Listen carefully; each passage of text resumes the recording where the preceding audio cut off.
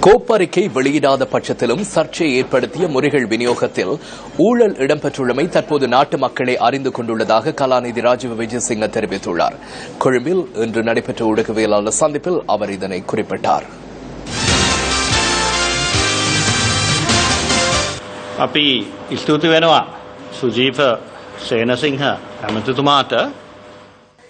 இந்த குழுவின் அறிக்கையை வெளியிடவும் அது குறித்து கதைக்கவும் கூடாது என உத்தரவு ஒன்று பெற்றுக் கொள்ளப்பட்டுள்ளது.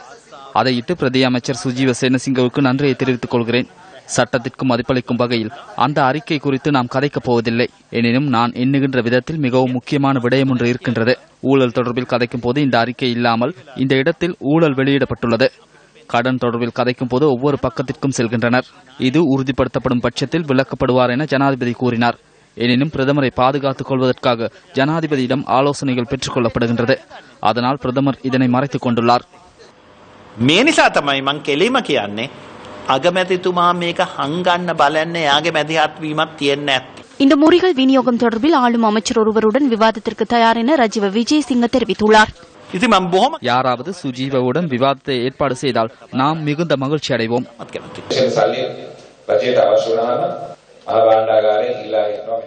அரசாங்கத்துக்கு நிதி தேவைப்படும் போது இந்தளவான நிதி தேவை என திரேசரியிடம் கோரப்படும். இந்த நிதியை மத்திய வங்கி வழங்கும். ஏல முறையே தற்போதுள்ள முறைமையாகும். குறிப்பாக திருட முடியாத முறையே ஏல முறையாகும். தற்போது செயற்பாட்டு முறை ஒன்று இருக்கின்றது. மத்திய வங்கியில் 90% ஏல முறைக்கு கொண்டு வரப்பட வேண்டும். 2008ஆம் ஆண்டு நிவாட் கப்ரால் செயற்பாட்டு முறைக்கு மாற்றினார். தற்போது டைரக்ட் பிளேஸ்மெண்ட் முறையை கொண்டு வருகின்றனர். தமக்கு தேவையான எந்த ஒரு நபருக்கும் அதனை வழங்க முடியும். மத்திய வங்கி ஆளுநர் இதனை ஏல முறைக்கு கொண்டு வர முயற்சித்தார். அவருடைய சரியில்லா நேரம். அவருக்கு மருமகன் ஒருவர் இருக்கின்றார். அவர் நிறுவனத்திற்கு வழங்கப்பட்டது. இது ஊழல் கிடையாது. அதனால் மருமகன் விலக வேண்டும் என நாம் கூறினோம்.